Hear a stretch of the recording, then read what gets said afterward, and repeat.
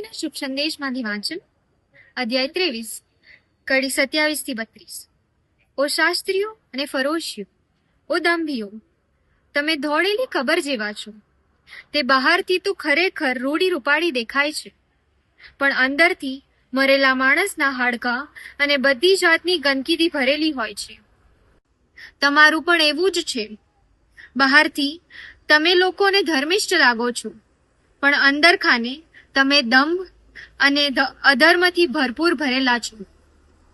ઓ શાસ્ત્રીઓ અને ફરોશીઓ, ઓ દંભીઓ, તમારી કેવી દશા થશે! તમે પૈગંબરોની કબરો ચડાવો છો અને સંતોના સ્મારકોને શણગારો છો અને કહો છો કે અમે જો અમારા વડવાઓના સમયમાં જીવતા હોત તો પૈગંબરોના ખૂનમાં અમે કદી તેમની સાથે ભળ્યા ના હોત. એટલે તમે પોતે કબૂલ કરો છો કે તમે પૈગંબરોને મારનારના સંતાન છો. તો પછી તમારા વડવાઓનું આદર્યું પૂરું કરો.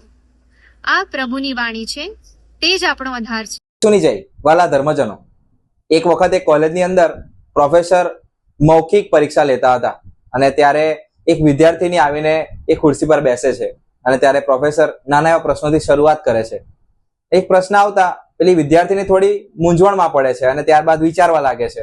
ઘણું વિચાર્યા બાદ પેલા શિક્ષક એને એક કે બે હિન્ટ આપે છે કે કદાચ એને જવાબ આવડી જાય, પણ પેલી વિદ્યાર્થીની નિષ્ફળ જાય છે. ત્યારે પેલી વિદ્યાર્થીનીના આંખોમાંથી એક કે બે આંસુના ટપકા આવે છે. ત્યારે પેલા પ્રોફેસર ભાવુક થઈને કહે છે, રડીશ નહીં, ચિંતા ના કરીશ, ચાલ્યા કરે. ત્યારે પેલી વિદ્યાર્થીની કહે છે, ચિંતા ના કરશો સાહેબ, નહીં રડું, કારણ કે મારા મોઢા પર મેકઅપ 2,500 રૂપિયાનો છે. મારા વાલા ધર્મજનો, આપણે જે સમાજમાં ને અત્યારે જે કલ્ચર ફોલો કરીએ છીએ એને કોસ્મેટિક કલ્ચર કહેવામાં આવે છે. આપણે આ સમાજની અંદર કે આપણે આ અત્યારે વર્તમાન સ્થિતિની અંદર જોવા જઈએ તો આપણે બાહ્ય વસ્તુઓ પર જેટલું ધ્યાન આપવા લાગ્યા છે, કદાચ એટલું આપણા અંતર્મન ઉપર ધ્યાન નથી આપતા. અને આજના શુભ સંદેશમાં ઈસુ ફરોશીઓને આ જ વસ્તુ કહે છે. કડક શબ્દોમાં કહે છે કે તમે તો ધોળેલી કબરો જેવા છો. ઈસુના સમયમાં કબરો દર વર્ષે ધોળી કરવામાં આવતી હતી, બે કારણોસર. પહેલું કારણ કે એમની તરત જ એમની કબરો ઓળખવામાં આવી જાય કે આ વ્યક્તિની કબર છે. અને બીજી વસ્તુ કે એમની કબરો એકદમ દેખાવમાં સારી હોય. સારી હોવાનો કયો ફાયદો? અંદર તો મરેલા માણસના હાડકાને નરી ગંદકી જ હોય. મારા વાલા ધર્મજનો, ક્યાંક ને ક્યાંક આજે આપણી ઉપર પણ આ જ પ્રશ્ન છે.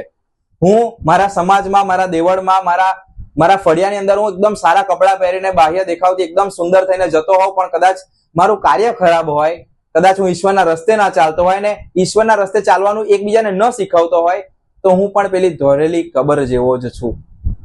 વિચારવું રહ્યું. આજે ઈસુ આપણને પણ ચેતવણી આપે છે.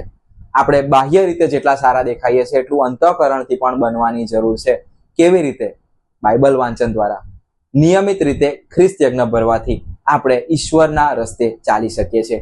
ચાલો ઈશ્વરને વિનંતી કરીએ આપણું હૃદય શુદ્ધ કરે. ઈસુની જય.